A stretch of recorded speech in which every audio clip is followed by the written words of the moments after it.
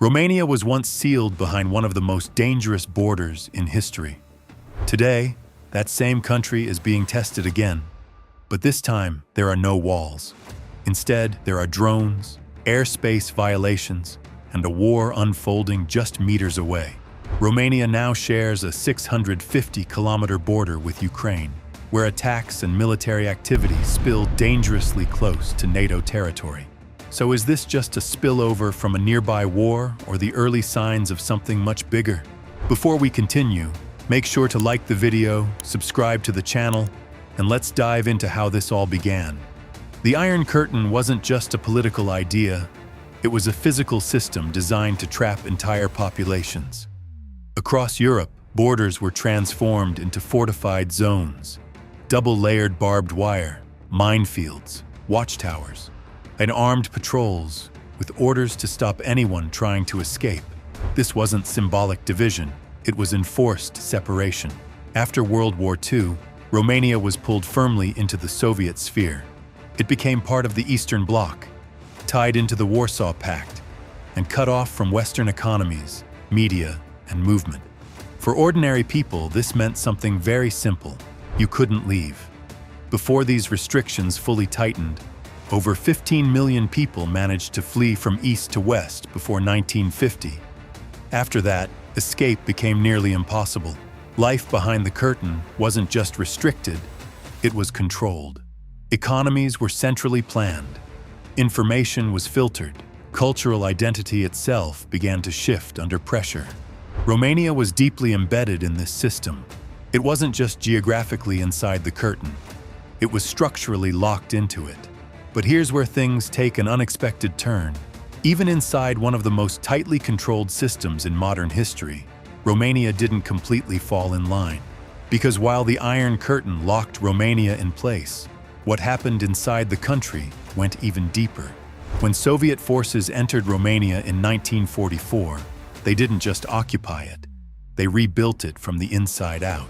At its peak, the Soviet military presence ranged between 750,000 and 1.5 million troops, with around 615,000 stationed in 1946 alone. That's not influence, that's domination. But the real transformation wasn't just military. Romania's entire security system was redesigned. The army expanded rapidly, reaching 300,000 troops, alongside 325,000 internal security forces. And Soviet advisors were embedded everywhere, from defense to governance. Then came the Securitate, a powerful secret police force modeled on Soviet intelligence systems. Its job? Monitor the population, eliminate dissent, and ensure loyalty. Economically, the pressure was just as intense. Through joint Soviet-Romanian companies, vast resources were extracted. Romania transferred an estimated $2 billion worth of goods, far exceeding official reparations.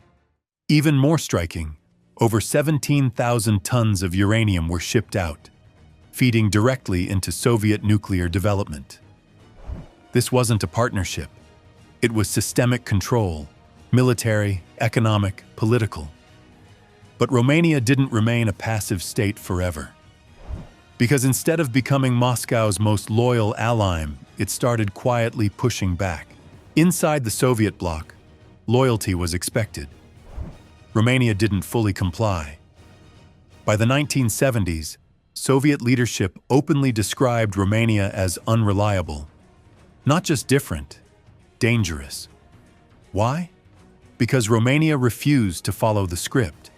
It blocked key military integration efforts inside the Warsaw Pact, opposing joint air defense systems and coordinated naval strategies.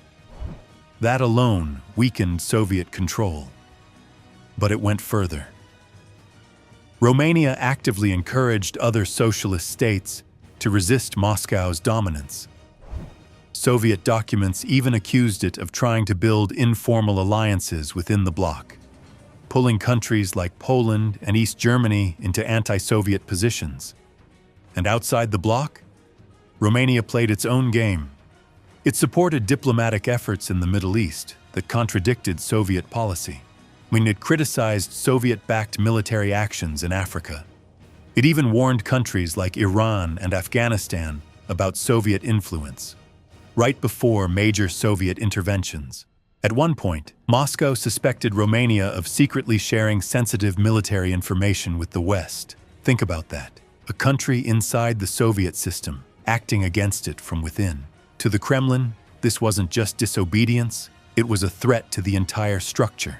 Because if one country could resist, others might follow. And then, almost suddenly, the system Romania resisted began to collapse. By 1989, the Iron Curtain didn't fall all at once. It unraveled. It started in Poland, where anti-communist candidates won 99% of contested parliamentary seats, sending a shockwave through the Eastern Bloc. And then came the pan-European picnic. Over 600 East Germans crossed into Austria, and Soviet forces didn't intervene. That silence changed everything. Within months, the collapse accelerated. In East Germany, crowds overwhelmed checkpoints. The Berlin Wall opened. In Czechoslovakia, hundreds of thousands protested in the streets. Romania's story was different and far more violent. The revolution there led to over 1,000 deaths, making it one of the bloodiest transitions in Eastern Europe. But it ended decades of control. By 1991, the Soviet Union itself was gone. The Iron Curtain, once enforced by armies and ideology, disappeared. Borders opened, movement returned, freedom finally became real. The physical barriers vanished, but the strategic importance of that region didn't, because decades later, the same geography that once divided Europe is now becoming a front line again. Only this time, the pressure isn't coming from walls and guards. It's coming from something far less visible and far more unpredictable. Today, Romania sits exactly where tension between NATO and Russia is most visible. It shares a 650-kilometer border with Ukraine, right next to an active war zone, and that proximity changes everything. Since 2022, Romanian airspace has been repeatedly violated by drones linked to Russian attacks on Ukraine. Drones have been tracked for up to 50 minutes inside NATO airspace. This isn't rare anymore. Romania has recorded over 20 drone incursions since the war escalated. And it's not just drones. Military officials report weekly GPS interference, naval mines drifting in the Black Sea, and continuous surveillance pressure along the border. This isn't conventional warfare, it's hybrid pressure.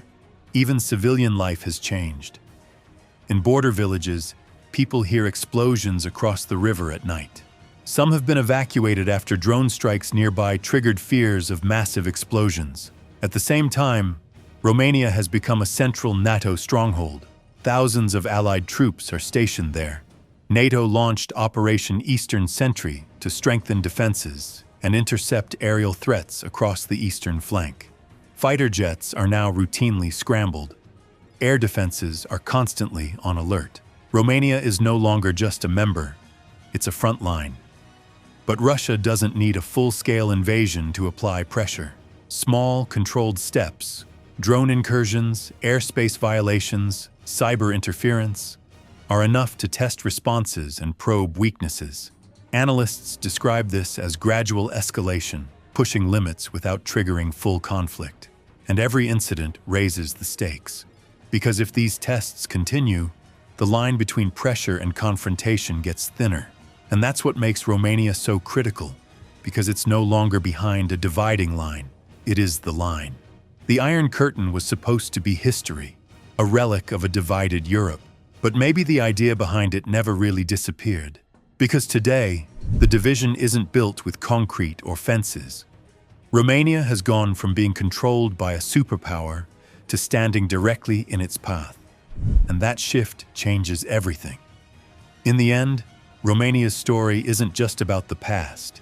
It's about position, pressure, and what comes next. From being reshaped under Soviet control to now facing repeated drone incursions and hybrid threats, the country has moved from the edge of history to the center of a strategic fault line. With a long border next to Ukraine, a growing NATO presence, and rising tensions in the Black Sea, the stakes are clearly increasing. What do you think? If these small incidents keep happening, Where is the line that triggers a bigger response? And how prepared should a country like Romania really be for what comes next? If you enjoyed this video, give us a like, subscribe for more, and drop your thoughts below. Thanks for watching.